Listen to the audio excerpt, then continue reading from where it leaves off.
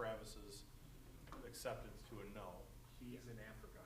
Okay, yeah, so those two will not, then Corbin and Kyle Engers. So, those will be the wild cards. Yeah, let's, okay, perfect. Then you do, yeah. Mr. Just-on-Time Delivery.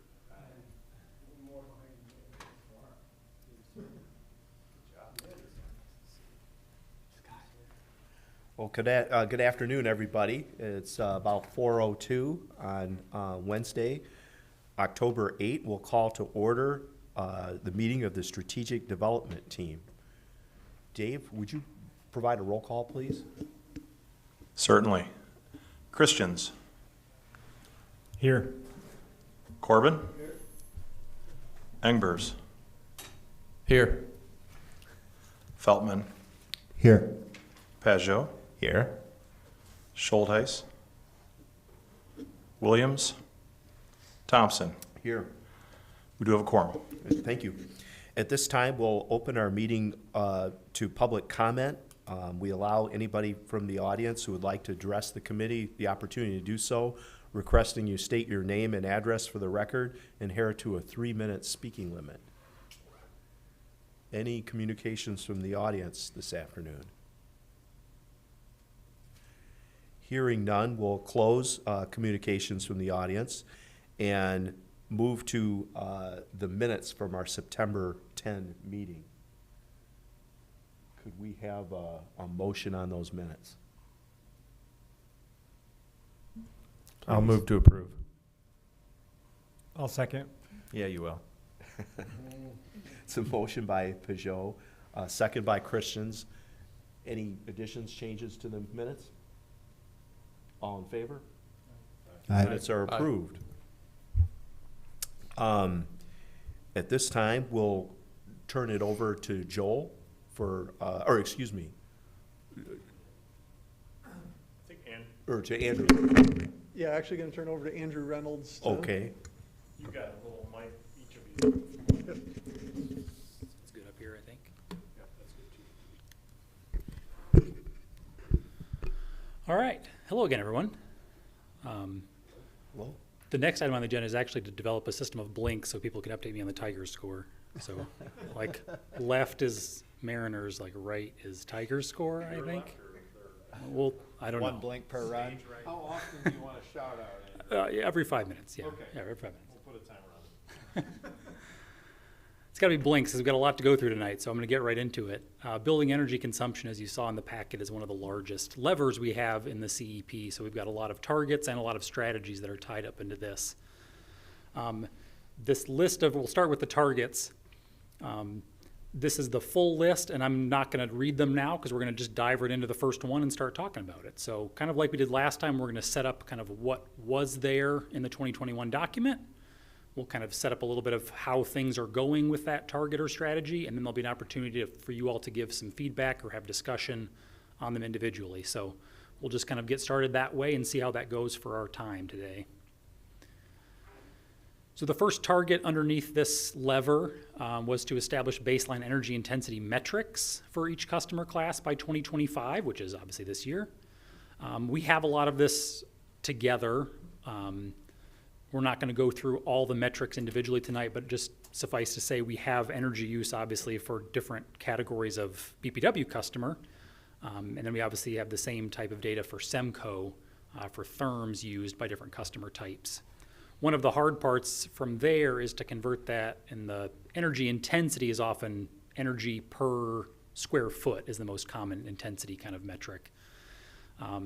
So we have building data that's separate from our utility data, but we can generally make pretty good estimates of that on a type of customer basis, but pretty high level. So I would recommend we rely on some of these other kind of regional and national models for baseline energy metrics by business type, the BPD or the CBEX data sets, which I'll show an example of in just a minute, but just go through real quickly here some of the examples of what those metrics might look like. So for residential customers, these are graphics that we actually use in our Home Energy 101 program. That's our like in-home walkthrough program with customers. One of the things that is unique to that program is that we give them an idea of how they stack against other homes on their street in terms of their electric and gas use, compared to the median or the average, just to give them an idea where they are, because hopefully that motivates some action for them to take if they're obviously below average, or you don't know as you're living on a street what houses are using what amount of energy. On the commercial side, this is an example of something coming from an entity like the CBEX data. So this is looking at different types of commercial businesses and how much energy they use per square foot of space. And you can see there's quite a big variation. Some using more natural gas than electric, some using more electric than gas. Things like food service, obviously using a lot of electricity, but having a relatively small footprint of total building area. So these are certainly valuable to have as we go into one-on-one discussions with businesses like we do in our energy efficiency programs, because we can say, here's where you are and here's where your peers are likely. Doesn't necessarily give us anything to change at this point, but I just wanted to make sure people were aware that we have these kind of metrics in our back pocket if we need them. Another example of CBEX data is they do have it regionally. So on the left is kind of a different way, and hopefully you can see this a little bit bigger on your screens, or you can see it from the packet that was sent out. But again, all the different commercial building types on the left, and then the different colors of the different types of energy use. Another way of looking at it on the right is by region. So for the Midwest, for example, 40% of the average commercial business's energy use total is wrapped up in building heating. And you can see everything else is individually less than about 10%. And they just all add up to the total. So that's worth noting as we get into target 2 in just a second, that building heating is really the biggest piece for almost every business type, at least on the commercial side. We don't have exact energy intensity metrics for the industrial customers in our portfolio because they're so different. And having a number of energy use per square foot, it's a unique thing for that particular business, but you can't say the next industrial business down the street should have or does have any type of similar footprint. So those are really more of a case-by-case basis. We can say a business that does this type of thing, we could try and find comparisons in other parts of the region or the state, but it's a little harder to do. There's a much smaller sample size. So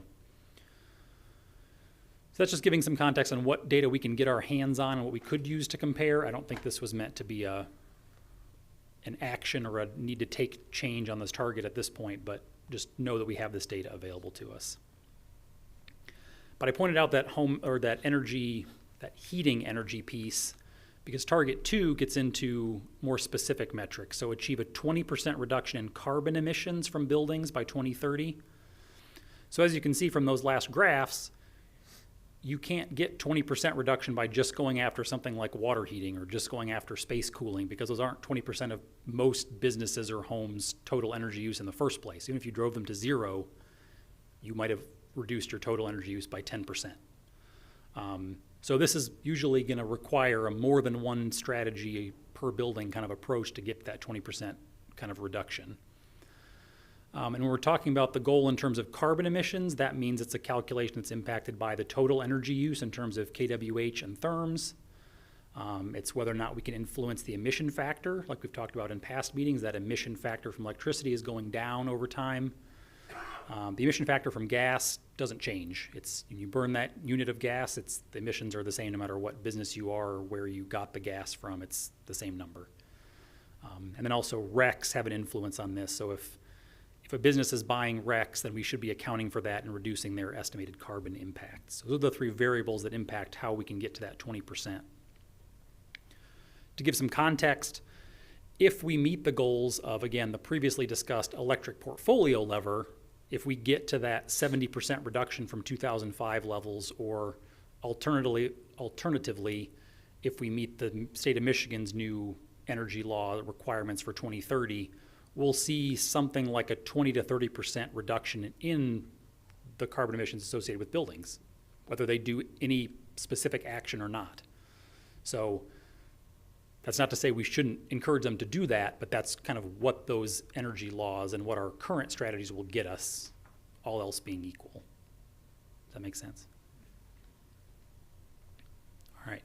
I'm gonna keep moving through targets because we got a lot to get through. So this next one is slightly different. So this is a 10% reduction from 2020 levels in electricity consumption. So this is kWh. So this is not, are they buying RECs or not? What's the emission rate or not? Is it high or low? It's how many actual kilowatt hours are these businesses using in total by customer type. So the different lines in the chart here, starting from the bottom and going up, the blue line is our residential customers. So in absolute terms, they're up 1% from 2020. 2020 was a hard baseline year. Like, we can be honest about that. That was a tough one to set as we have to reduce from there. But hey, the emissions are what they are, so let's look at the numbers of what actually has happened since then.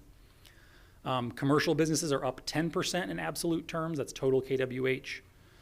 And then industrial, we've got two different lines. We've got a red line that includes LG, kind of like we did in our integrated resource plan. We kind of broke them out separately because they are so big. And the green line is without. Red line with, green line without. When you account for the actual number of customers we've had grow for the most part since 2020, the numbers change slightly. Not as much on the industrial and commercial side, but certainly on the residential side, we've actually had a 5% reduction in per customer electricity use since 2020. So even compared to pandemic year. So there's definitely progress being made here. The target wasn't to correct for per customer use specifically, but I wanted to give that context of how we're doing because we have been growing post-pandemic, and that's a factor here. Any questions on this graph?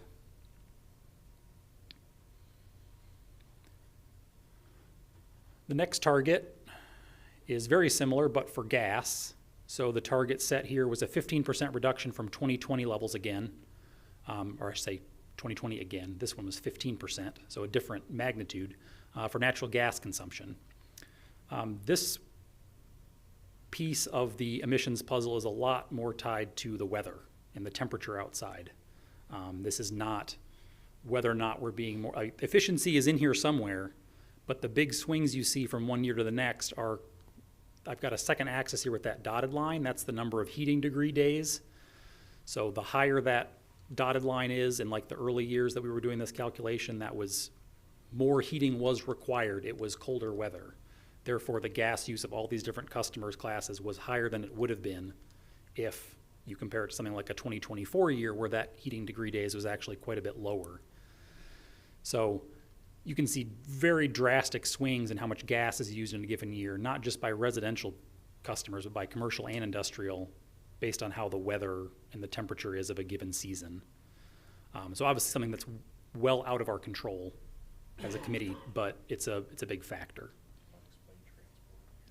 Yeah, sorry, transport's a different category of customer as opposed to the electric side. So transport is essentially wholesale gas purchasers. So usually big industrial customers that are buying gas on a wholesale basis. So they're a different type of industrial customer for the most part, but yeah. All right, moving to our last, oh yeah, there's the correction for per customer. So again, commercial fared better on that one than it did on the past slide. So we have seen per customer reductions beyond just 2020, but.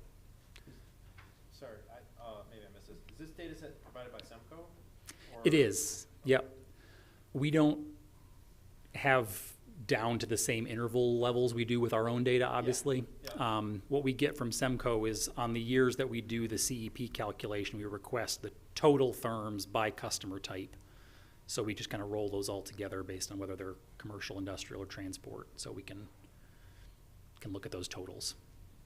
Yeah, good question. And Andrew, is that monthly or annual? Annual. That's in that one case. number for the whole year. Yep, calendar year.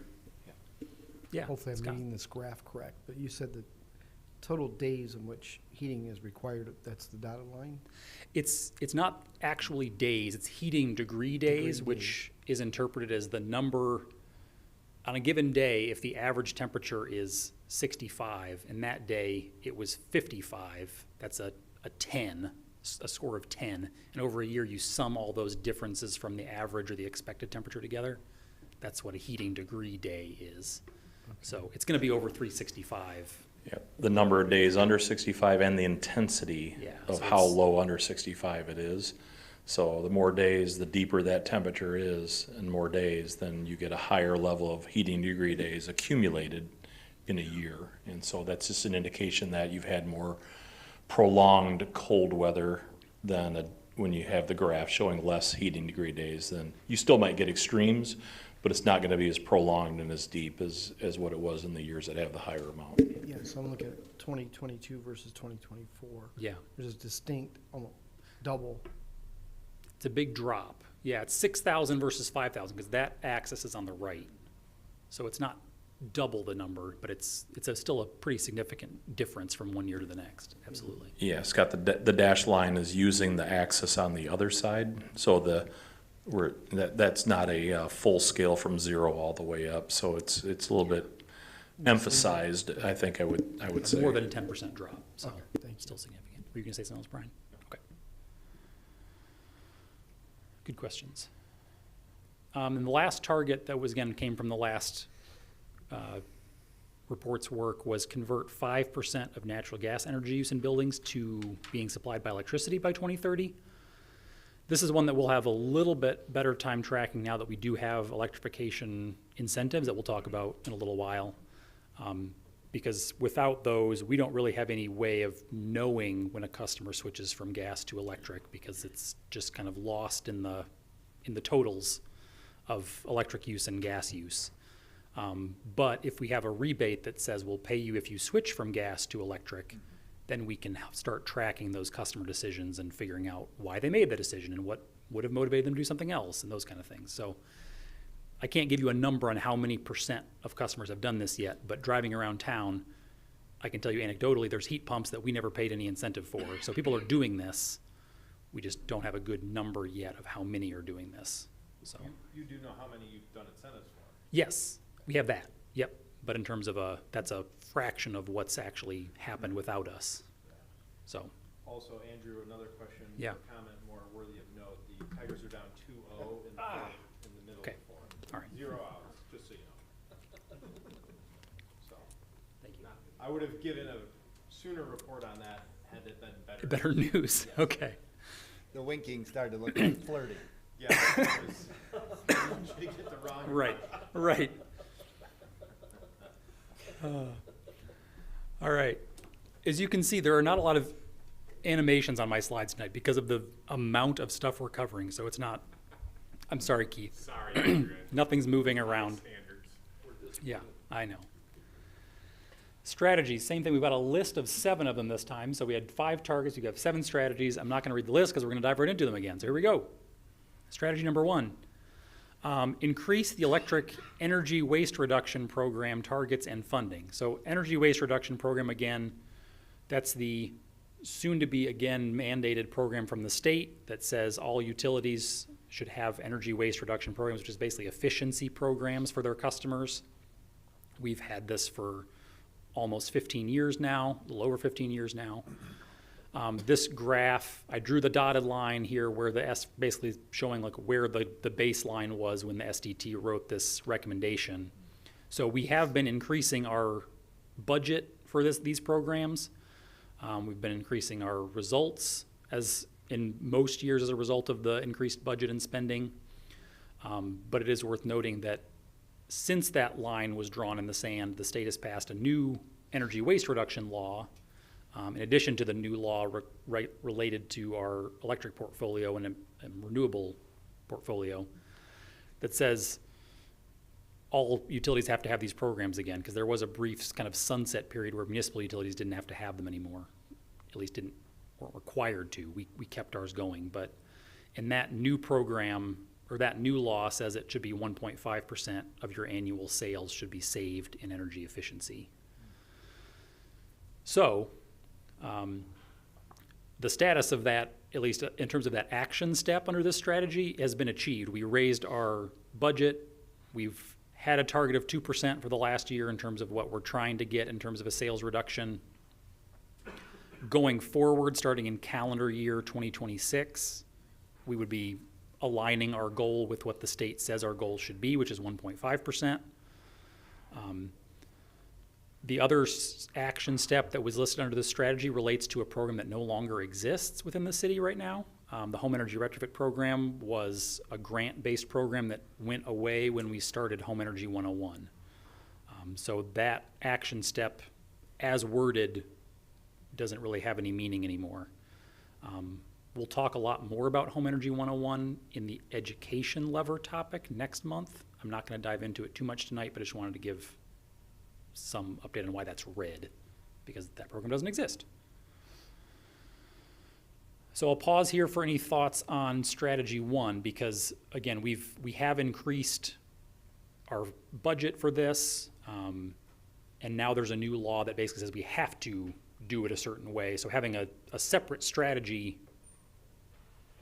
may or may not be beneficial. That's up to you all to decide if there's something else that needs to take that strategy's place or modify it in any way. So pause here for any questions or discussion on this one. And if I can add something before you go there as well, I think it's also important when you talk about the sunsetting of the old law, which was prescriptive, enabled us to move forward as we did and actually increase our targets, but it also took away some of the prescriptive nature of it, which actually allowed us maybe to design a program with a little bit more flexibility in it. Now with the new law back again, some of those prescriptive elements kind of come back into what qualifies, what doesn't in terms of those targets, right? So I mean, that's another maybe piece of it to consider as you're looking at this one. Yeah, and thank you. That reminds me of a key point to make here too, is that new law, one of the things that it lets municipal utilities like us do is claim kilowatt hour savings for certain electrification measures, which on their face increase electric use, but they let us look at the differential between the former gas use in terms of total energy and the new electric use, and take that net difference and claim it as kilowatt hour savings. That helps. That's a good thing for us. Some of the investor-owned utilities, or I should say all the investor-owned utilities, don't actually have that option in the new law to do that. So you won't see some of the same rebates coming out of consumers and DTE for heat pumps, for example, as you do for BPW, because they actually aren't allowed to claim any of that savings. So it would just be load growth for them. So that's a benefit to us that I'll get into more when we talk about the electrification strategy, which is next. But The only thought I have is just looking at the table, double as the spend continues to increase, or EWR spend goes up, the percentage of sales, we're getting the diminishing returns on kilowatt hour savings, which I remember talking about, but Right. that was going to be the challenge and the headwind. So that's the only thing I would think about for the committee is when we revisit the targets, is it maybe shifting the focus to the efficiency or realization of kilowatt hour savings, given that the percent target's been set. Yeah. But how can we, is there a way to drive optimization on kilowatt hour savings?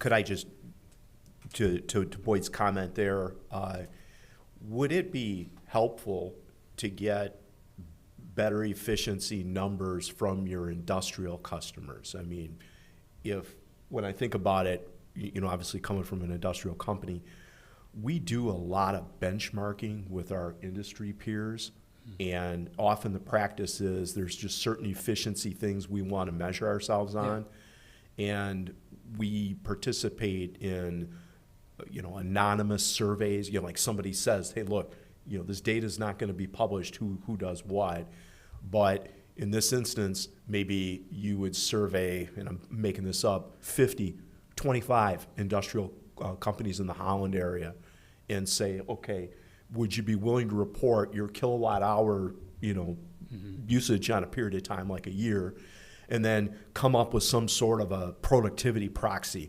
Maybe it's kilowatt hours per dollars of revenue or something like that, because obviously we want our companies to grow.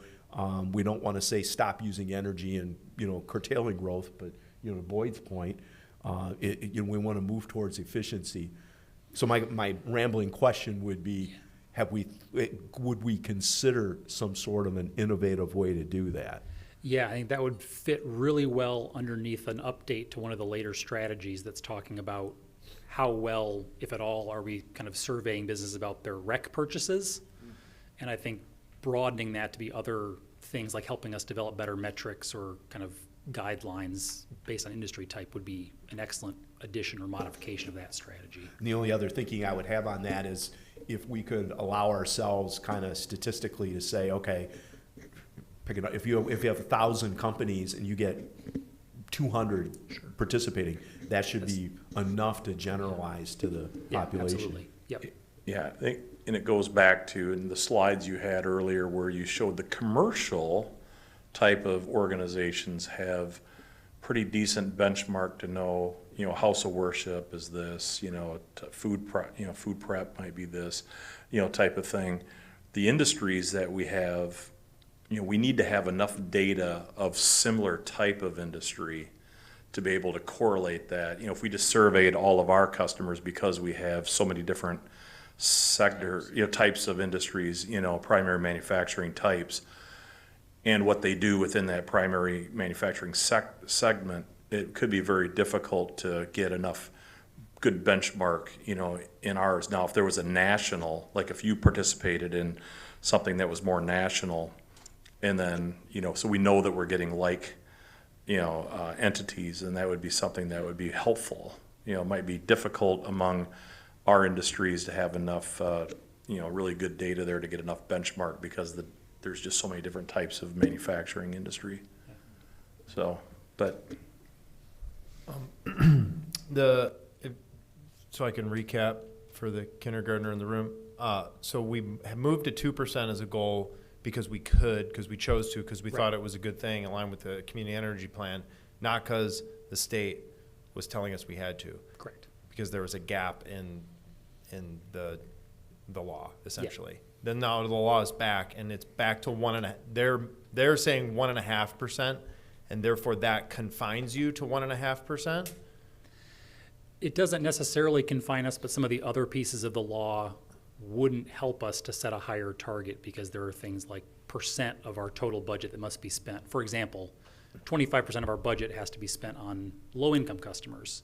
So if you set a 2% goal, then you have to set an even higher budget to meet that goal, and then it shifts other decisions out of your hands. Got it. Yeah. So all right, that so makes sense. we can still choose to go beyond. Yeah, but the whole law and all of its various tentacles does not inspire you guys to do anything more than the 1.5% because of unintended consequences. Right, and like Boyd was saying, like that 1.5 is still a very high bar.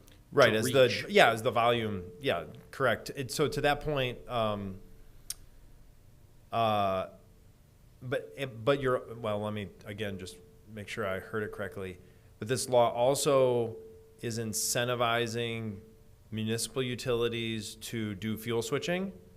It allows them to. Or you're allowed It to allows count. them to. It allows you to. You're allowed to count. It doesn't that, require them to. which is essentially reflective of one of the other strategies, right? I mean, that's basically like perfectly in line with one of the other strategies. Absolutely. Not having dug into it enough to really understand what I'm talking about, is there an does this law help us achieve the other strategy more easily, and therefore we should think about something else differently that I just don't know enough about to think through? Yeah, and maybe it is worth not trying to make a modification to this strategy now. We just look at the other ones and then circle back to this one, because they have some interrelationships. Okay, that would be great, because I think you have a question on the next slide, which is like, should we keep the strategy? And that's what I'm trying to dig into, is try to give you some sort of initial response to that question. Yep, hard to say. Thank you for repeating it for. Nope, that's perfect. Let's kindergarten. move on to strategy 2, and then we can circle back based on the next discussion, because like Brian was hinting at, this next one is, the strategy at the time was incentivize electrification of energy-consuming devices in all customer classes. So if you are a BPW customer now, you might even be tired of hearing from us about heat pumps and battery tools and electrification, but 3 years ago we had none of that. So when this strategy was written, we didn't incentivize any of those type of decisions. And we had an internal, if you remember the tactical action idea, that was a BPW kind of year-long study to say, should we have these incentives? Because we have the ability to, and what should they be? And so we have launched a program that we call beneficial electrification, because we're trying to get at the fact that it is beneficial from a carbon perspective. The things that we're incentivizing are not just electricity everywhere all the time, if that means space heaters in every office. That's not the point. It's not load growth, it's can you do it efficiently and in a way that has a net reduction in carbon. So that's why we're talking heat pumps, electric vehicles, battery tools, although there's some difference between the CEP and thing like a lawnmower doesn't actually hurt us in the CEP now. We can talk about that later. But yeah, so that program didn't exist 3 years ago.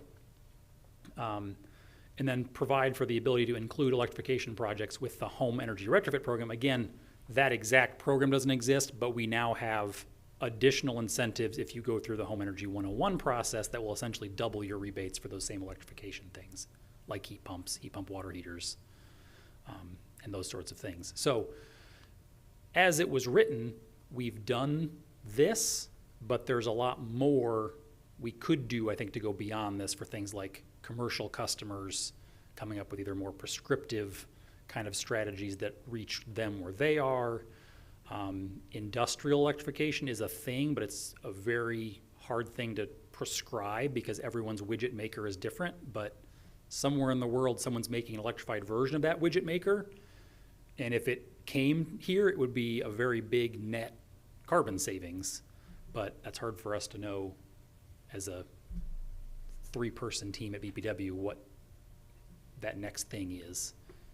So that's another kind of thing that maybe PJ's survey idea would get at. But Yeah, and just anecdotally, I could tell you very intimately that it would be very difficult to create a prescriptive program around electrifying industrial equipment, but what would be extremely helpful for every industrial company is to make it very easy for them to to have basically feasibility, dollars to do the engineering study to figure it out.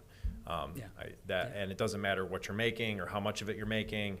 You got 4 natural gas powered lines of something. And you're thinking about adopting the electrical, the electric version of that for the 5th line.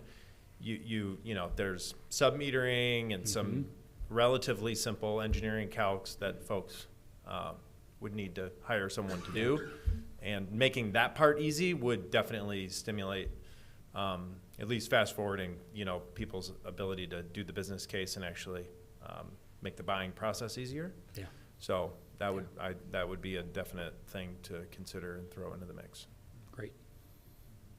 You wouldn't be able to tie savings to it, but it would be increasing education greatly. And Right. eventually, you could tie savings to it if you tracked, if people did. If they you took the tracked- action Yeah, ultimately. if they took Yep. action. That's Yep. right. That's exactly right. Any other thoughts on strategy 2? Again, we can kind of see how the other strategies shake out before we make any I commitments. mean, I guess I have 2 questions. One, in Michigan utilities, what other utilities have any programs similar to what BPW is doing in this space? Some of the other municipals, so like Lansing and Traverse City and some of the ones you'd expect, a lot of them, or I shouldn't say a lot, some of them have heat pump rebates, but only on as a good air conditioner kind of amount. And So not not many. like $4,000. Not $4,000, right. And the dollar amount that we settled on was based on that anticipated revenue over a certain amount of time Yeah. that we expect to get from that, and that it's a carbon benefit. So there's Yeah. math behind the scenes that sets those. Yeah, I guess my question is, so given a relatively small number of utilities that are doing this, maybe it's helpful, maybe it's not, but is there any way that we can kind of stimulate learning across some of these utilities? Like, Lansing is getting a whole bunch of adoption in their program. What are they doing from an education standpoint, or how they're, rolling out the forms that are really easy for people to understand? Is there any, because the program is in place, but I think it's still the case that a lot of people who are doing this, I just was talking to a colleague that was doing a heat pump water heater, and he's interested in this, and I'm explaining to him, this is how the rebates, you get this rebate for this, and you go through the Home Energy 101, and then you get the double rebate, and how all of the kind of mechanism works. So I think there's still, you might think everybody's sick of hearing about it, and maybe that's true for some people, but I think there's still on the implementation side, a lot that, like, there's still like kind of a gap in the education side. And I guess it would be, that seems like where to take that strategy next. Like, I think it's a really innovative program, Yeah. but kind of continually, trying to improve how that actually is rolled out and adopted, and maybe learning across, kind of benchmarking other utilities that have similar programs.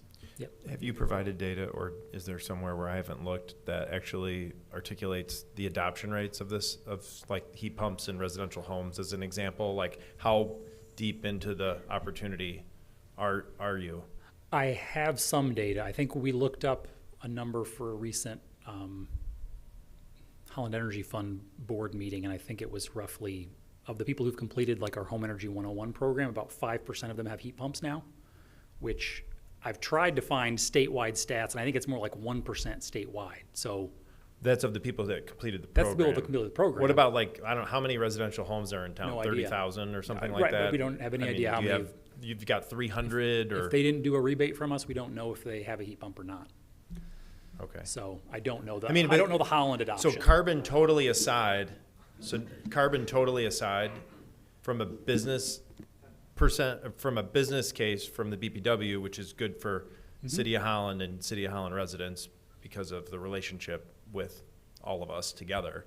This seems to me like just a tremendous still opportunity to get more aggressive with better education, easier forms, bigger rebates, whatever it is to move the needle. Just feels like Captain Obvious to me on every level possible. One thing that you hear that is true about this too is, like, the people that are actually selling this equipment are contractors who, if they're not used to install, like, just for example, right, if you call a water heater company to install your heat pump water heater, it's going to be more expensive than if you call an HVAC company to do it, because the HVAC company is like, yeah, this is just like installing, any other equipment that we do. Where the water heater company is like, they're used to installing gas water heaters, and they don't want to be called back because you have some problem with it, right? So there's, like, I don't know if that's maybe a way to take this strategy, like, how do we loop contractors in the area more into this? And I don't know what mechanisms there are to do that well. That's why I'd be curious what other communities are doing, if people are finding things that work, so we don't have to invent the wheel. Yeah, we certainly have conversations with local contractors kind of on a case-by-case basis. We've tried to do kind of lunch and learn things in the past, but I think we were a little bit too early. We participate in there's Midwest or Michigan Heat Pump Collaborative. That's kind of an agency it's actually funded in part by the IOUs, but it's contractors and kind of advocating to contractors for why heat pumps are a good choice. So there are more things we can do, absolutely, because it is a big hurdle on the contractor education side, but we've seen a handful that have really adopted what we're trying to do and are pushing it pretty hard now, so more to do, but. Yeah, that's just a weird construct that you guys, we need to do what we need to do, but it's odd that you feel like you need to do more, where you're making it really easy for residential HVAC companies to just like do more business. I mean, it's somebody in that business should understand what's sitting in front of them and get serious about it, is really the answer here.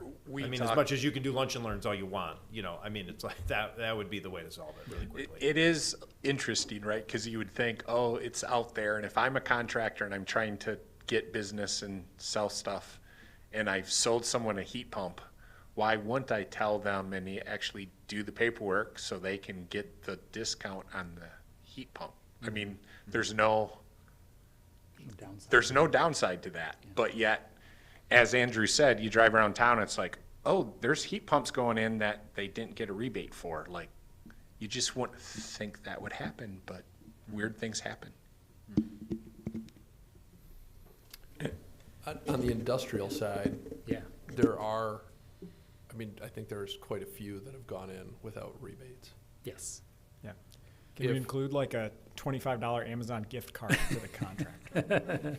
Well, some of the buzz I've heard is, people don't chase them because there's caps on how much they can get, and then it, you know, whether they forget or it's just not as incentivizing for them Yeah. to go after it, and they're not sure what else is tied to that. Sure.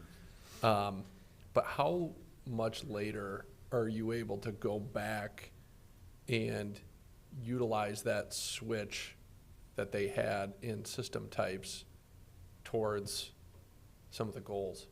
Like if it happened Oh, I 3 years see. ago, can you still capture that? If it happened 5 years ago, can you still capture that? The only goal that I would think would be impacted by that would be that 5% conversion goal, because everything else we're already going to be capturing just Yeah. by the fact that their gas use went I down. think what Kyle's It's really just asking, the goal yeah, It's really just the that goal. we're arbitrarily setting that you can contribute it towards, not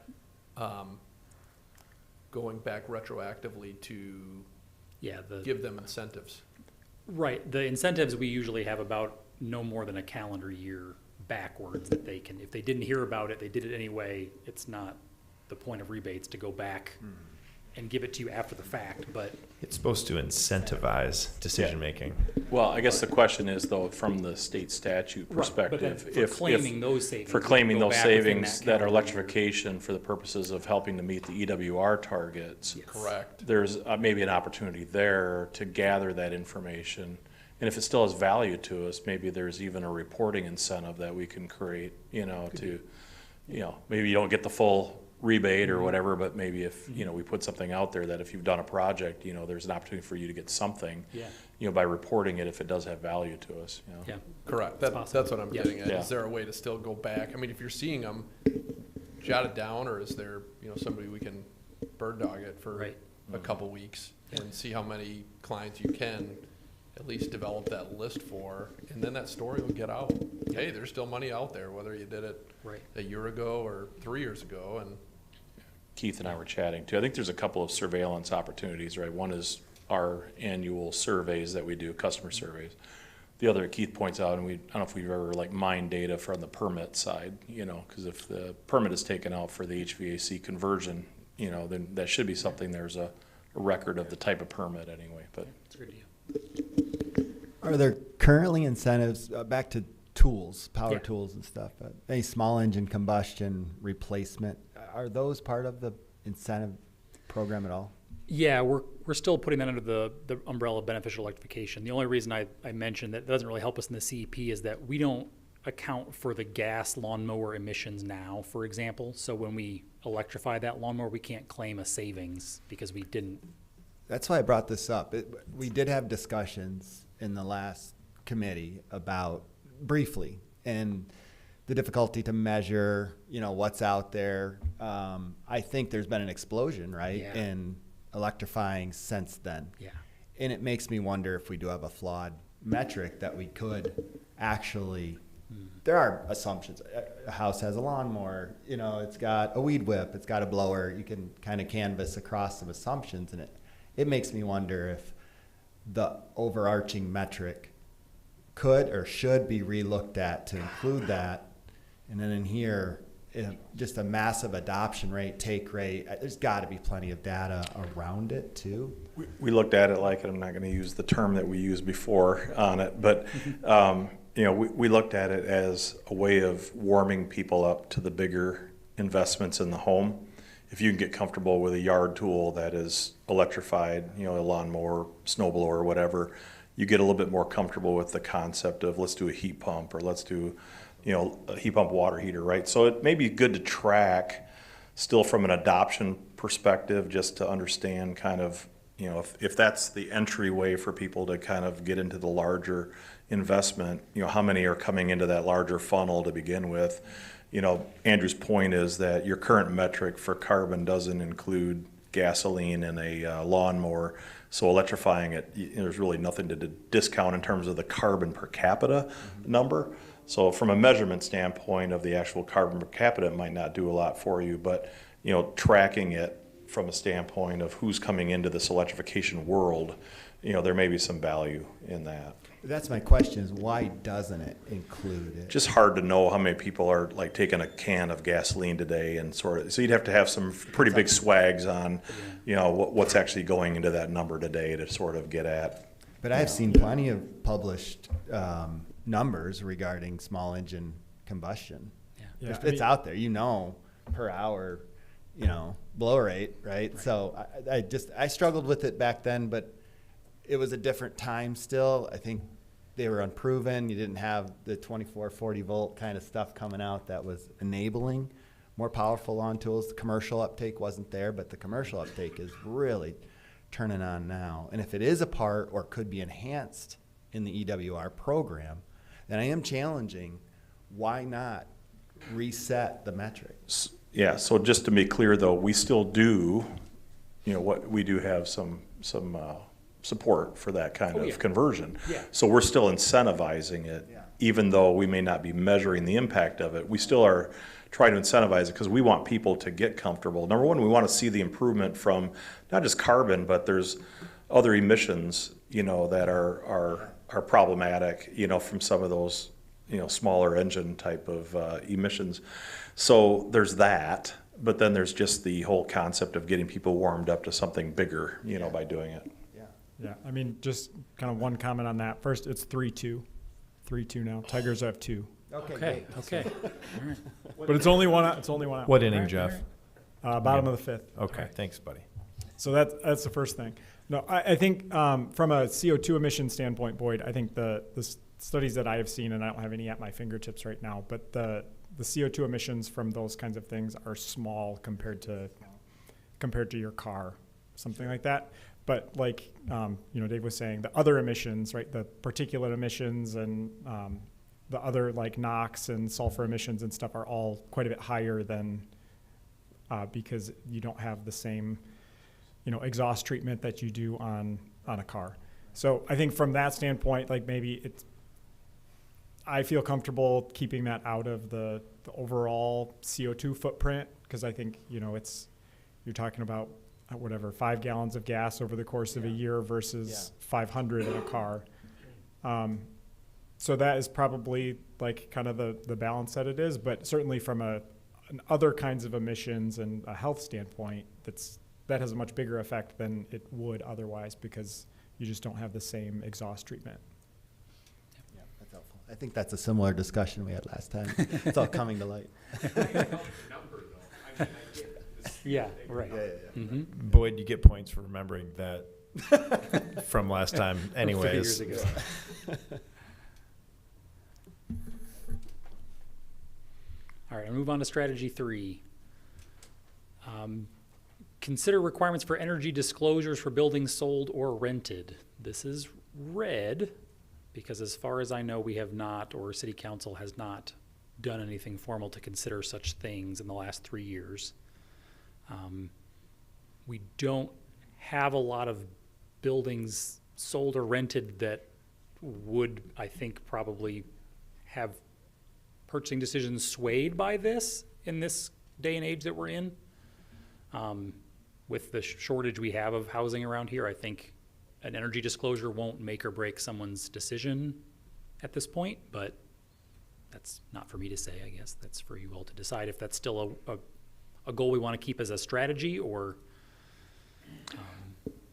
what we want to do with this one. So, yeah, and at the time, again, when these were put together, we've had a fairly long history of incentivizing, right? So several of the strategies that you'll see in this program have to do with carrots, right? Carrots, and this is one of those that's more of a stick, right? So you look at sort of, you can incentivize, you can mandate. And certainly mandates have challenges associated with them because if the neighboring jurisdiction doesn't have that, it can create decisions that people want to just locate outside of that jurisdiction, right? I mean, so that's always a consideration. The other thing is there may be legalities associated with some of these as well. These weren't put on here with an idea that we knew the answers to those things or whether or not that was the best ultimate decision or not. It was just a matter of, at some point, you can't probably incentivize yourself to a total solution, right? People will have a diminishing sort of return over time. There'll be the low-hanging fruit. There'll be the incentivized and motivated, I should say, uptakers of those incentives. But at some point, there's an interest level that sort of you get to, and you may not go much beyond that. So in order to make long-term progress, having things that are on both the incentive side and on the mandate side are important to consider, I think, and that's why they were on there. But it also, again, like I said, has challenges associated with how to move forward on it.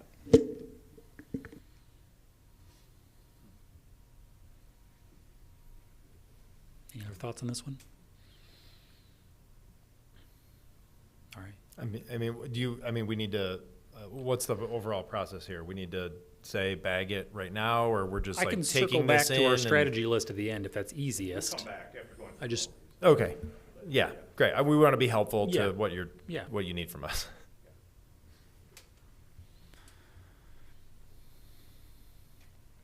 Strategy 4 was investigate options to reduce the financing burden for businesses. The action steps here were to work with the counties of Ottawa and Allegan to implement a PACE district, which has been done for Ottawa County since the group last met. I didn't put the entire thing in green because I can't say that we've necessarily reached out then to all the architect, engineers, general contractors in the area to promote that. And that's not necessarily our place to promote that, but make them aware of it, I guess. And then also similarly, I don't believe anything's been done on investigating any kind of green revolving loan fund with the state of Michigan since the group met last time. So in terms of status, those are what I believe I know about those two, unless someone else has. Only thing I would maybe Yeah. add to that is that after this group had done its work, remember that the state was doing its own decarbonization plan, which ultimately part of that led to some of the legislation changes in 2023. But I'm trying to remember, and maybe, I'm sorry to put you on the spot, but do you recall if that concept was one of the strategies the state looked at? Because again, this would be a state type of program, but it seems like there may have been something teed up and maybe not embraced for some reason, but we probably would have to bring back some information from the governor's work group that sort of, developed some strategies on a state level. There may be some information here that we can bring back at some Right, I'm point. not I apologize, familiar I don't have that right now. I mean, there are so many incentives out there in financing strategies. More often than not, we recommend folks go talk to Lakeshore Advantage when you're trying to work on an expansion or a renovation or Yeah. a new build that involves a lot of these types of strategies. And they do, I mean, for those listening and those here, Lakeshore Advantage does a really good job pulling BPW in, Yeah. right, to that conversation so you can help explain some of these. I guess I'd continue to lean on them to leverage these strategies to the fullest extent. Yeah. Appreciate that.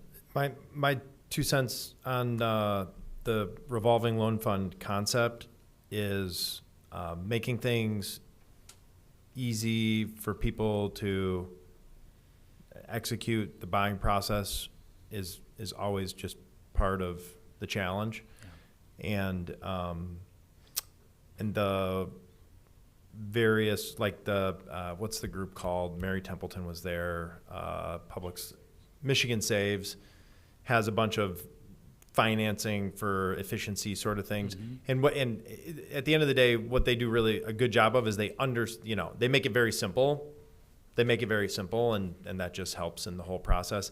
I don't know what the legalities are related to the BPW creating a fund to stimulate people adopting energy efficiency projects more quickly and then making money on the financing of selling less of their own product back to, but but it would, from a pure, like, the buyer experiencing, attempting to adopt new technology, it would, I think it would be smart to continue to pick at that scab somehow, some way. It could be, plus we're so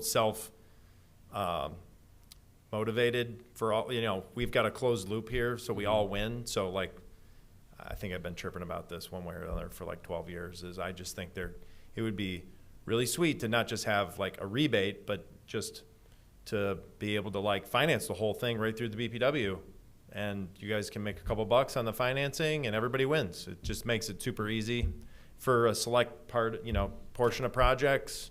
It just seems like we all win and it would be easy to do. I have no idea if it's legal or not, but they're Looked over at they're Vince's in. spot, he's not there. Not a lot of people pay attention to the law lately, so let's just do it. Is all I'm saying. Well, and I think, Yeah, there we go. Plus, that's serendipity right there. Good ideas and tigers tie. right. Watch out. That's right. and I think a lot of these strategies, right, I think we do recall from last time, it was like, hey, let's at least keep this on the list. And it maybe wasn't like the highest priority, but it was almost as much, let's track to see what's happening in the environment. Did someone else run with it that we don't have to be the leader on everything? We're a leader on a lot of these things. And then if it becomes opportunistic, then it's easy for us to jump on. So I view a lot of these where it's like, hey, nothing's happened. It's not like, oh, that's a bad thing. It's more, let's just remember to keep this, and even if nothing moves with it because something opportunistic, or hey, if something happens in the municipal world, like these guys are gonna hear about a program somewhere else, and then we take advantage of it and copy it. So I think everyone, I'm kind of stating the obvious, right? Everyone's like, there's an appropriate place for that, even if we don't move it forward in the intermediate. Yeah, and maybe there's a way to be very targeted, like around the industrial sector, if that's like what we want to move the needle on is, because PJ can articulate this very intimately. Like you're competing, these projects are competing for capital internally, right? And so a 3-year ROI energy efficiency project might never get off the shelf inside of a business because they've got an 18-month or 24-month threshold on ROI projects. And so it just might never get there. And most companies have, if they've done energy assessments on any level, have a number of projects that would pay back between 3 and 10 years, and the life of the equipment is 15 plus years. And so it makes sense. It's just losing internally, right? So if there was this other wow, this is a BPW program and we're gonna move all the 7-year payback stuff up to 2 years, we're just gonna make that easy for you, and you gotta, then I think a lot of industrial clients would be like, great, it meets the threshold, we'll do it. Right. So I think, again, you could maybe target something very specific and move the needle we would want to move as just a concept to consider. Here's a little bit more context for this strategy too, just from a recent customer survey that we did. So these are business responses. We asked specifically what factors are keeping companies from pursuing energy upgrades, and it was quite a mix of responses. There's a lot of confidence in that first question that they already know what's wrong. So maybe to your point, Brian, of they have this list, they just can't move them past go. So it doesn't appear that they need that much help identifying what's wrong, but it's the perceived or actual project costs and those paybacks that still seem like more often than not are a bigger factor in their decision making. I do think it's interesting though that again the responses indicate they have a pretty good idea of what the problems are, and yet only a quarter of them or less have actually had any kind of third party assessment of what those opportunities are. So, and there's still a lot of room there to promote, whether it's BPW or other entities doing energy assessments, because we don't know if the companies actually have identified all the opportunities unless we're in the business ourselves to see it for ourselves. So, Yeah, and they haven't, and if they have, it's been a few years, and technology evolves. It's like you get an energy audit from 3 years ago is effectively worth almost nothing. Yeah. Because of how technology evolves and businesses evolve. So, yeah. Just a quick online search says that Western Michigan University has their own green revolving fund just to finance energy and water conservation projects on campus, right? Yeah, I've seen that from a couple colleges that's been a pretty common way of doing it. There's one right Oh, you do? Yep. Yeah. Oh, Yep. okay. Got one rolling. Oh, is that right? Calvin's had one forever. Yep. Didn't you start the one at Calvin? Not at Kelvin, at the Hope, yeah. So we've had one at Hope for 3 years. Okay. But that, like, Spectrum Health has one, so that's something that, yeah, companies have started to do internally as a way to fund some of this stuff. And, Yeah. you know, the things that are like Brian was saying, the 5 to 7 year payback, that, yeah, somebody should probably do that and it'll save us money, but Yeah. trying to move those things up. Yeah, I mean, I think the challenge is how do you do that and do it legally and easy enough that it's not just one more complicated program that nobody actually utilizes, right? How much are we Yeah. administering, you know? Yeah, Ah, an interesting challenge. Okay, I'm gonna keep us moving along to strategy number 5. This is getting back a little bit to what PJ, I think, was talking about before, but also, I think Kyle's comment could fit in here because we're talking about Lakeshore Advantage and some of these action steps, but challenging the business sector to develop and disclose energy and carbon performance targets. I know these have been moving targets with different national and state policy changes, but we don't have a great way right now of, as the utility at least, other than one-on-one conversations we have on a regular basis with some of our largest accounts, we don't really have a formal way of documenting this. So like the third action step in here is talking about encouraging business to use the Carbon Disclosure Project or another kind of standardized way that we could be getting this information, but we don't, for example, currently know which businesses might use that as a disclosure option or how many other options there are. That's kind of more of maybe what Brian could speak to, but it's a challenge. So this is still something we think we need. There's a lot of value here, but exactly how we do that, I think, is still up in the air. So,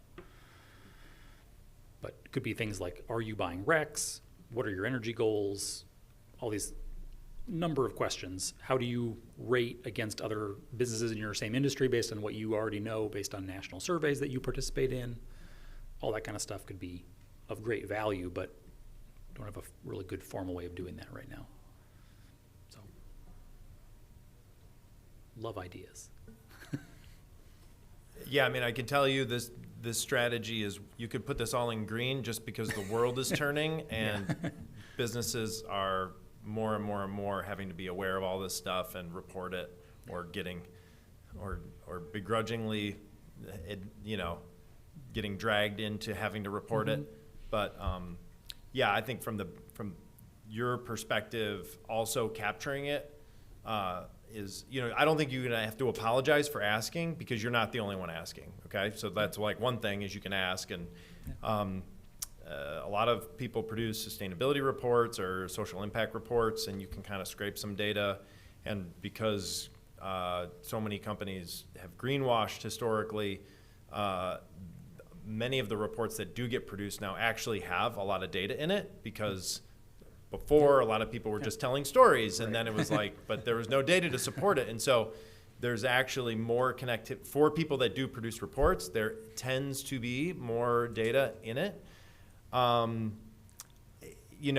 you're going to get with your large users is they got facilities in multiple places, and so they're reporting the whole corporate, and what you care about is just the facilities here.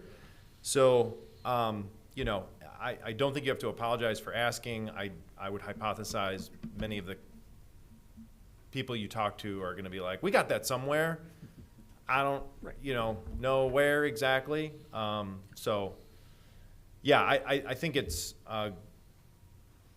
good to know your major businesses and what they're doing and where they're trying to go, so that you can partner with them and help. I don't know what this exactly looks like. Like CDP as an example is like on everybody's shit list right now. So a bunch of people are moving away from CDP. I mean, these disclosure platforms come and go every 3 to 5 years. I don't know if I would recommend encouraging the use of any particular one, because depending on the industry, there's just folks that have to report to so many different places. They're just getting bombarded, and so I don't think we should show up be like, use the CDP. Yeah. But asking like, where are you at? Where are you going? Can you give us any information about your sites here in town? I think those are good questions to ask, and you should have more answers and better answers than you did 5 years ago, and that will continue whether you ask or not. So the market is just demanding folks be able to articulate where they're at more and where they're going. I know people that can answer that directly. Great. No, that's very helpful. Yeah, and just reminders, we read through these again, and I know we're focusing a lot on the possible action steps, and that is really good. I think one of the things for this group often is, again, we're looking at goals, targets, and strategies. Not to say you don't have a role in the action steps, because you're recommending those, but try not to be too wedded to those, because those will change, over the time frame that as a staff we're working on. That's why we've listed them even going into the 2021 adoption as possible action steps, is that, and again, to your point on not getting too enamored with CDP, for example, as opposed to something else. Still, the question is challenging our business sector to develop and disclose energy and carbon performance targets a good thing to pursue as a strategy? I think that's, again, just trying to get you to reflect on that as sort of the important part of this process.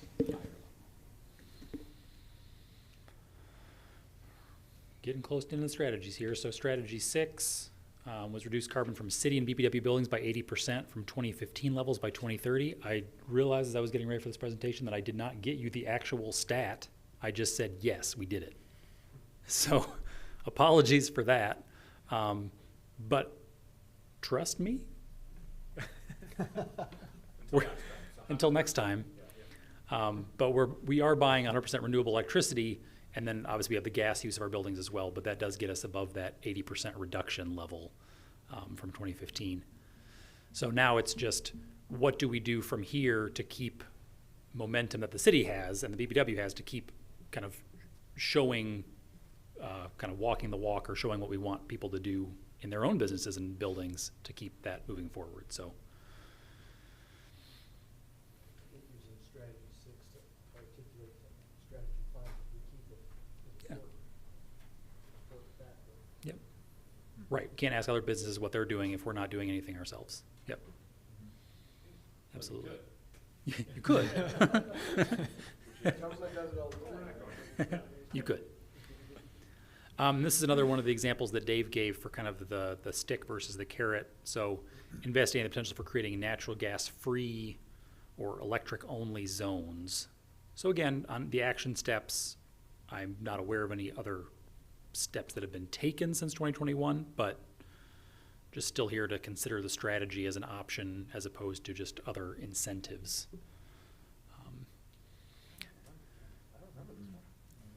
Yeah, and it was kind of catching steam a little bit around the time that we had been looking at some other communities had moved forward with it. It also created some backlash in a lot of communities. I would say there were communities in California that were moving forward with ordinances, prohibiting any new gas appliances and things like that.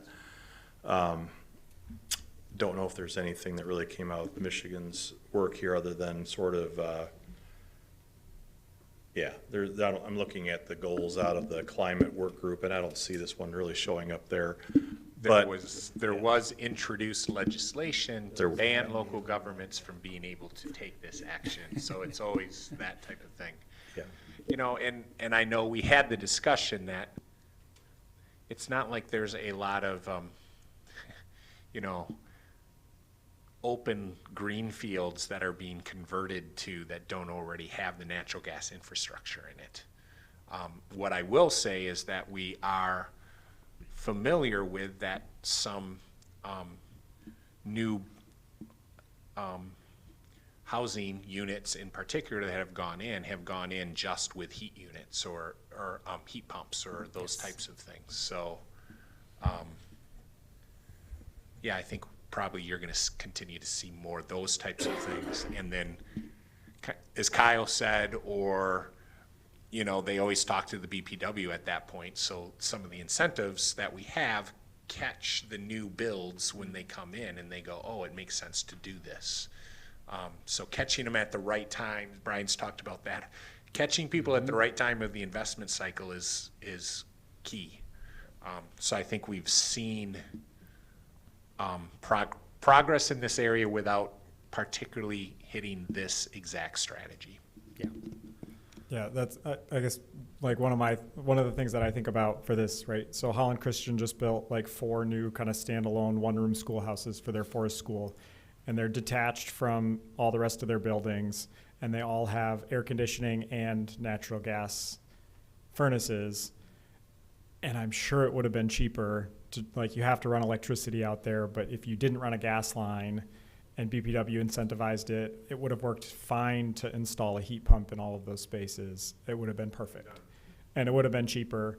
And I think supporting people and kind of maybe it's the education component, maybe it's the combination of that and incentives to be able to make those choices when it makes sense, I think should be one of our strategies.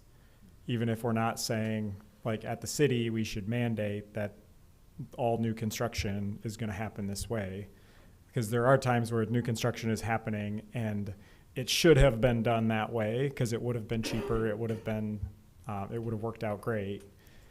And it's not because of kind of so I guess still kind of pushing forward on that seems to make sense to me, even if I don't particularly think the wording of the strategy is the best, but I think there's some good in there too. It's also 4-3 Tigers. Okay. Hey, great idea again. Another run. So this is really working well. So we'll have decarbonization and another round of playoffs, hopefully.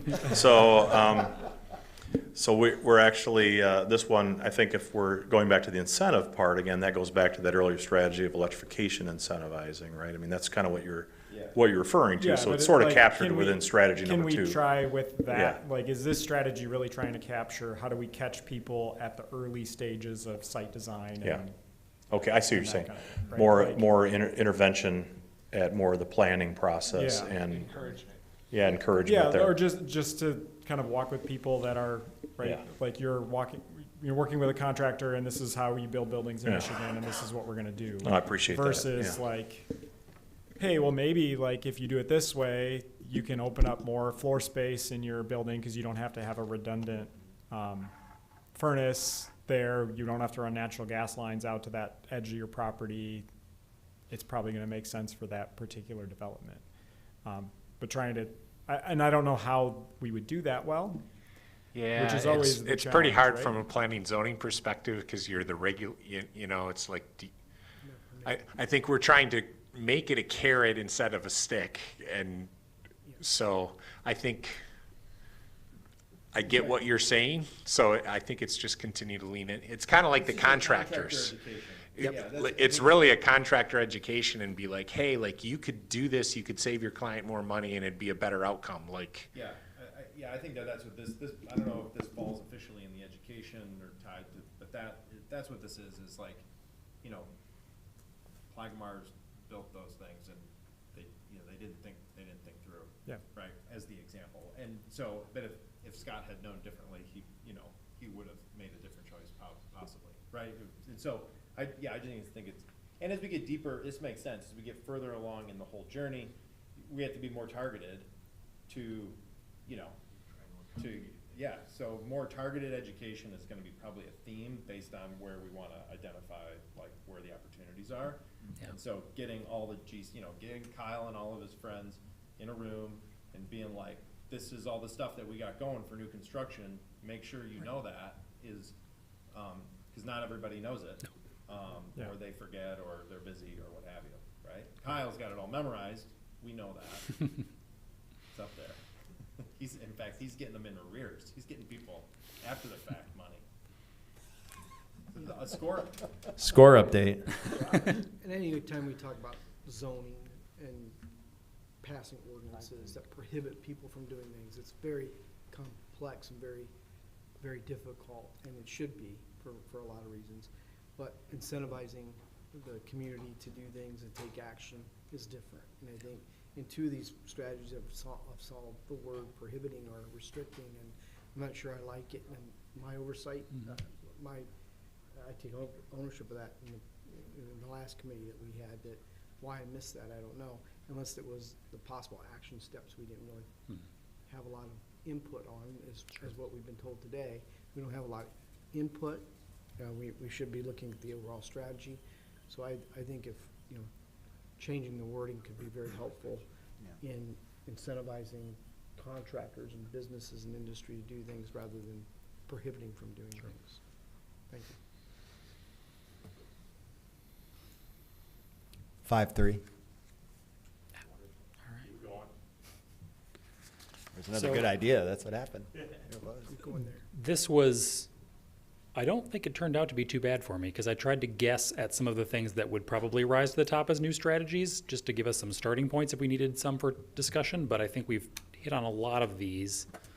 This is kind of summing up some possible new strategies, but I think based on discussion, we've probably got some other modifications too. One thing we didn't talk about specifically, and we don't get into action steps too much, but some other communities have specific electric rates for customers with heat pumps.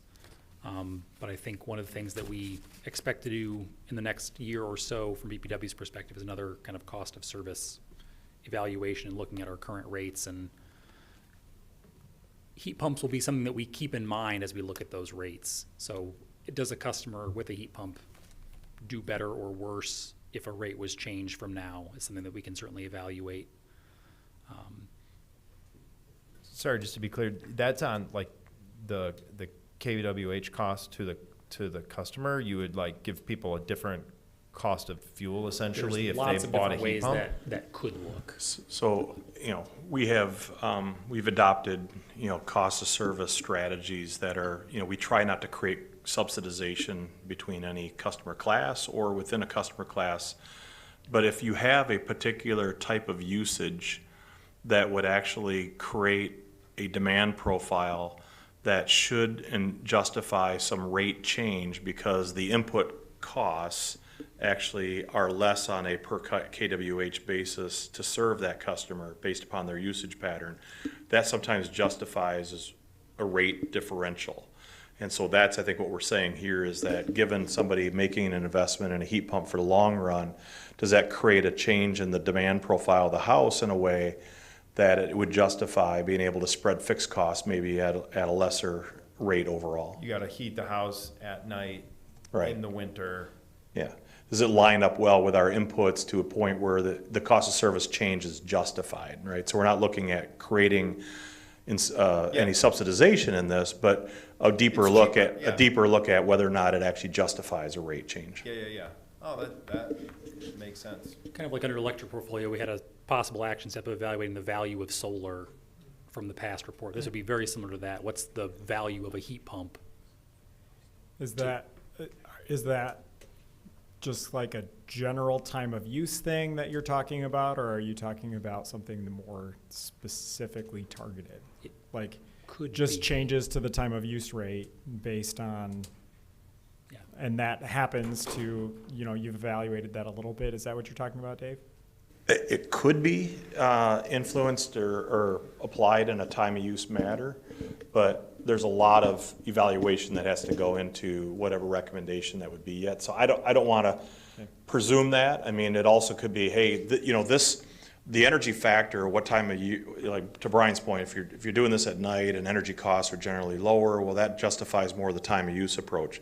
The other way is saying, hey, we build a distribution line to your house, and your utilization factor is much more, uniform and higher for equal to the amount of capacity that we build in that line.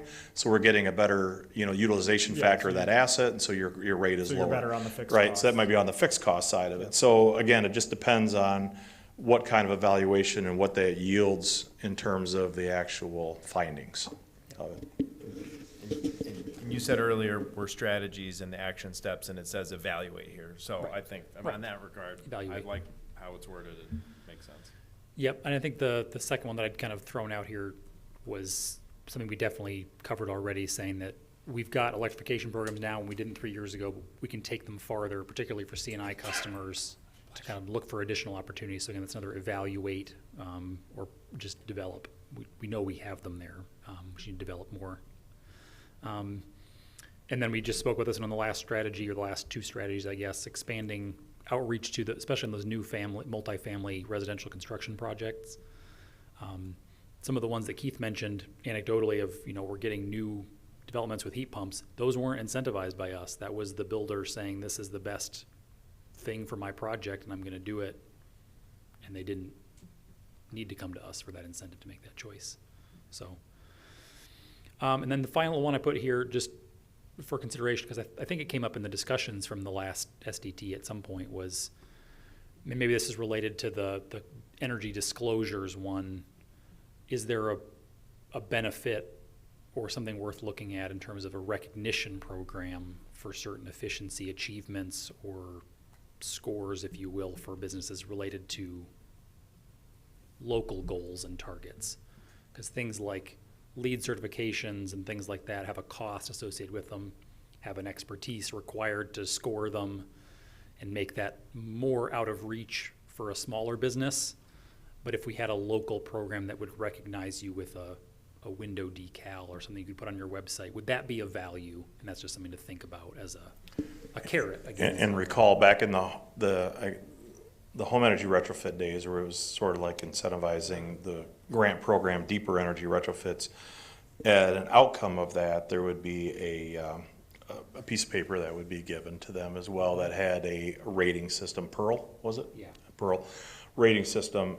So here we're looking at, again, that kind of thing, but bringing that into more of the kind of the small business area as well, and whether or not that would resonate, whether that might help them decide to want to do something because of the fact that now they're able to put something on their window, otherwise, make it part of their, marketing, or just because they want to do it, I think that if you were to say you have to pick one of the following two things, you have to ask people to disclose and have some sort of like energy score in your house, or if you jump through XYZ hoops, we're gonna give you the gold or the green Energy Star, to decal to celebrate you as part of the community. If I had to choose one of those two options, I would definitely choose the latter.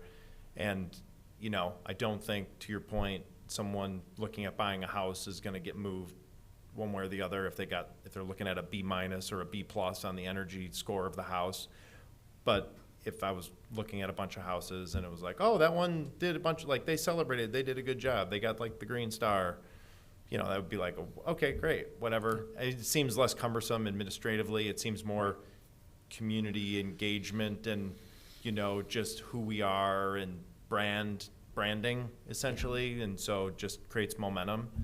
I could be easily talked into doing neither of these things. I don't know that they actually move the needle necessarily, but more like pride.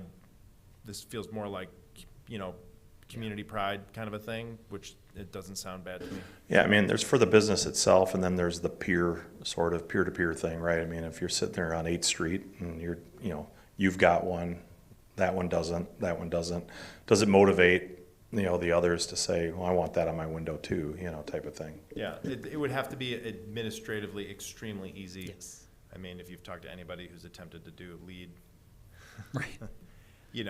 people will do one LEED building and then they will never do it again and design and build the building just like they did the LEED building, but not go through the process of getting the sticker on the window. Exactly. So. Yep. To not make us dizzy, I'm not going to flip all the way back to that full list of 7-3. strategies or targets. Oh, wow. We had big ideas. Must have been a really big idea. Yeah. But at this point, and it's 5:25, so the will of the committee here, we can stop here and talk more about strategies for building energy conservation, or we can press ahead. Let's go back to that list a minute, but again, remember that we're looking at the strategy level. Yep. Okay, and yes, the action steps we'll try to flesh out and bring back for the December meeting, a full list of the possible actions that, and keep in mind the things that we talked about, but again, anything need to change in this list or just come off, and I think, I heard maybe 7 comes off, but maybe something new, can come in from that new strategies list. And also maybe 3, might come off. But again, there's some things that you put in the incentive possible strategies on the other one that could change.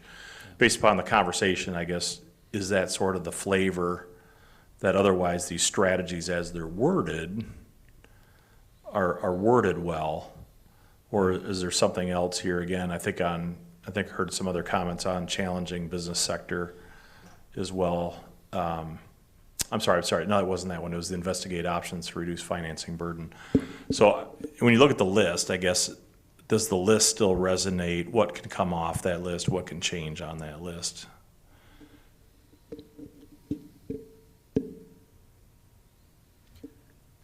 Number one, I think we just talked a little bit more about efficiency realizations, right? Versus program targets and funding. Yes. Okay. So increase the performance of our energy waste reduction program. Yeah, I mean, I think that's right. Like if we're not changing the target, like keep the target the 1.5%. Yeah. Like keep that working, right? Like that's not going to be an easy program. And I think actually in terms of all of these is one of the bigger programs that touches a lot of, residential people, as well as commercial and industrial. Like that's kind of an entryway to a lot of this stuff. Mm-hmm. So an important point for that to work smoothly and well. And Yeah, the word that comes to mind here for me is optimize. Like optimize the electric energy waste reduction program to achieve the goals of the community energy plan, and just leave it there and keep it rolling, especially if the state can come in and change the goalpost on you. It's just like, let's just leave language that can live. Yeah. I like that. The other thought is, or you just make sure Jeff was done. You do keep mentioning this idea of funneling people, right, for deeper into the funnel. Mm-hmm. And I love that thought and that vision, but I'm having a hard time seeing how that would work in the prioritization. And I think that could be an interest. I don't know if it's a strategy as much as it is a clarification, but it could result in a strategy in itself. Right. What's the depth of adoption, essentially? How many customers, are repeat incentive, how far are they going? Trying to get a sense of, how well the community is actually responding to some of the things that we're doing, and actually becoming experts themselves in a way, because they keep going back and making, deeper commitments. I think of sales and marketing, you typically think of a sales funnel, right? And where is that entry point? How do you latch into that? How do you build then from there, right, until you're closing? And I think this is an amalgamation of a lot of those thoughts, and I just love that idea, and it just makes me wonder, then layer by layer in that sales funnel, essentially, what are those logical steps, and how does it ripple through the strategies? And I think then the prioritization, like you were saying, Jeff, is number one, actually the most important thing. It's the entry point. I just think something like that starts to clarify why certain things haven't been done yet. It's so deep in the funnel, and you haven't mastered the initial part of the funnel yet. Yeah, and actually, I think the beginning of this funnel is actually probably the next month's topic, and that's education. Yeah, I was going to say. Right. Yeah, the top of the funnel of all of this is the education is next month. That's really people get educated. Then you're just getting into how easy is it to administer the program? How many hurdles are we eliminating? Mm-hmm. Right. But a lot of people don't do this stuff because they don't know it exists. Right. Yeah. And does one step lead to another? And is that anecdotal, or can you actually prove it? That's a big deal over time. Yeah. I'm of the opinion to eliminate 3. I agree. Mm-hmm. Agreed. Heavy-handed. Yeah, and I think. How about 7? I think you capture 7 in other places. Okay. Essentially, electrification feels, it seems redundant and sort of, and all we were doing is saying we were going to investigate potential. It seems like 7, kind of the ideas that we talked about is 2. That's number 2.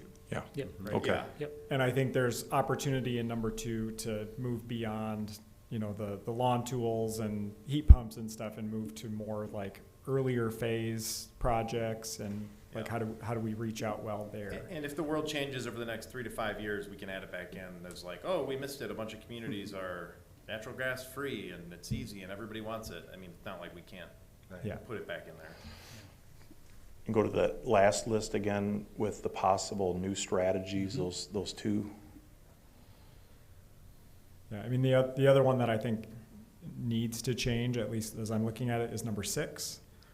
Which is specifically like BPW's actions. And I guess I don't know what kind of the logical next step is to sort of replace that for the city and BPW. But I do think finding a way to have the BPW continue to be, and the city continue to be a leader in some of this stuff is. You just need a wordsmith. Yeah, I think if you go back to the second action step, right, we could probably craft the strategy to reinforce what we're trying to do with the second one, which is, okay, we did the decarbonization through the adoption of the renewable energy rate. What can we do to continue to make our buildings more efficient and our transportation fleet more efficient as well? So maybe that's where that goes. Yeah. Battery's blinking on 0. Let's get there. And then the last slide had 8.3, another big idea. Oh, right there. great! That's This what is happened. awesome. Keep it going. So on those new strategies, develop more guidance and program offerings for beneficial electrification. Is this just, again, sort of a strengthening or recasting of number 2? 2. Yeah. Okay. And then. And that would also be the renewable or the Okay. electric rate evaluation would be under that same thing, I think. And you could almost create that second bullet there, develop a home and or business energy efficiency recognition program as an incentive or a strategy in of itself, or number 1, the adoption of the EWR and the work that actually happens with that optimizing. This could be a particular action step also under achieving that, right? I mean, so not necessarily has to be a new strategy. Okay. Yep, agreed. I think the last bullet is an action step inside of EWR. I like it. Yes. Yeah. So I think How are we feeling, Mr. Chair? at time here, but you want to mention the last slide Sure. real quick? Yep. Because we had this carbon offset discussion potentially teed up tonight, but we knew that we might run out of time. And because of that, we're suggesting, I think, that maybe next time we're hitting transportation, education, and we could probably fit the offset discussion of that. None of those are as meaty, I would say, as this particular topic was. But Andrew, you can maybe talk about this next slide, what's kind of new and unique about it. Yeah, so just kind of fortuitously, the date of next month's meeting is November 12, which is the same date as our Home Energy Expo, which we've held now. This will be our 3rd year at the Civic Center. And so we're talking about education. This is one of our biggest in-person education events on all things electrification, energy efficiency we have all year. So that event is happening from 12 to 6 p.m., but if you all are willing, we can hold this group's meeting upstairs in their kind of market view room and have it be walled off so you're not hearing the sounds of the event downstairs, but you can meet there. You can have an opportunity to walk around and see the event, talk to customers, talk to residents if you want, just kind of get a sense of what their perspective is on how the education's working. But so it was an idea. If you're willing to do that, we'll obviously work with the city team to get some kind of video capabilities down there, but Sounds good. Come at 2:00. come Presentation. early. Yeah, Jeff's presenting.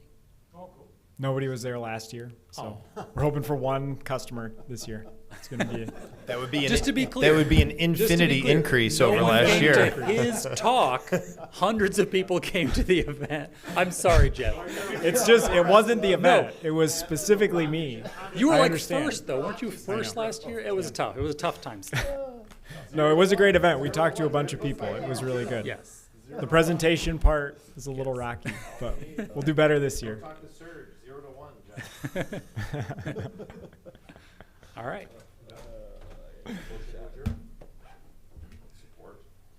All in favor? Aye.